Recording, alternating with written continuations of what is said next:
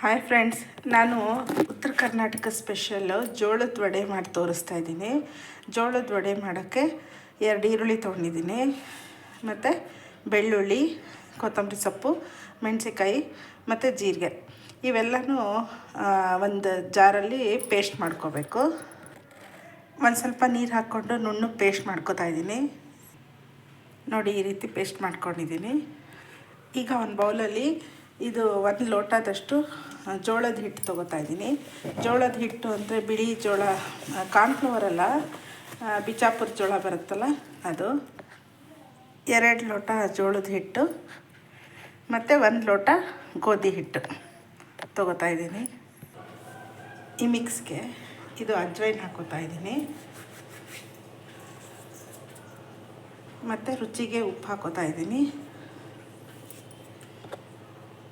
ಹಾಗೆ ಅರಿಶಿಣದ ಪುಡಿ ಹಾಕೋತಾ ಇದ್ದೀನಿ, ಮತ್ತು ಇದು ಕಲಿಸ್ಕೊಂಡಿದ್ದೀವಲ್ಲ ಇದು ಕೂಡ ಹಾಕೋತಾ ಇದ್ದೀನಿ.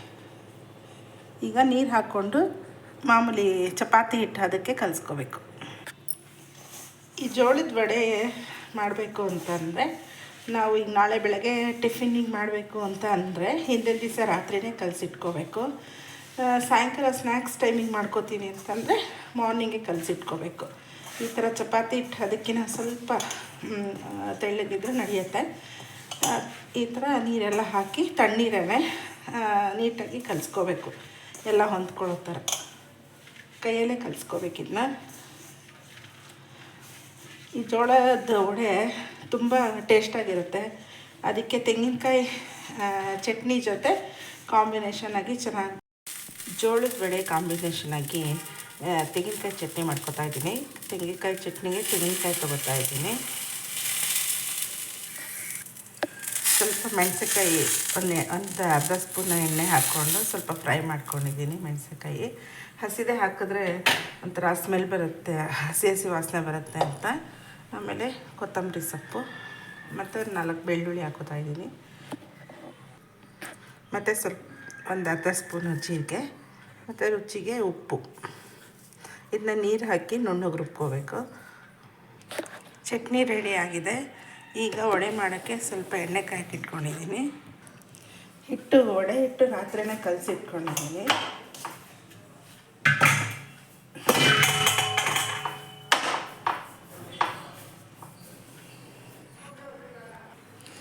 ಈ ಜೋಳದ ವಡೆನ ಹೀಗೆ ಕೈಯಲ್ಲಿ ಒತ್ಬಿಟ್ಟು ಎಣ್ಣೆಗೆ ಹಾಕ್ಕೊಂಡು ಪೂರಿ ಥರ ಎಣ್ಣೆಲೇ ಕರಿಬೇಕು.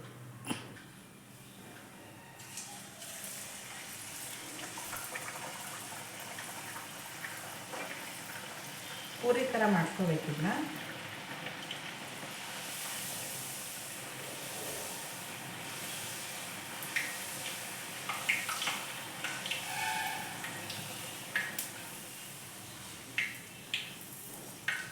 ನೋಡಿ, ಈ ಥರ ಬರುತ್ತೆ.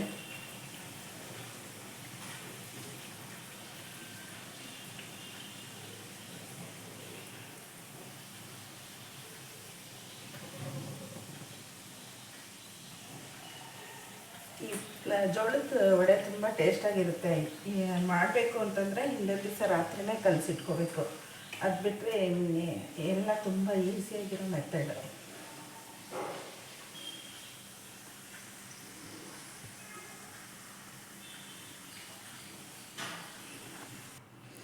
ಕೈಯಲ್ಲೇ ಒತ್ತಬೇಕು ಅಂತೇನಿಲ್ಲ, ಸ್ವಲ್ಪ ಲಟ್ಟಣಿಗೆಯಲ್ಲಿ ಮಾಡಿದ್ರೂ ತುಂಬ ಚೆನ್ನಾಗಿ ಬರುತ್ತೆ.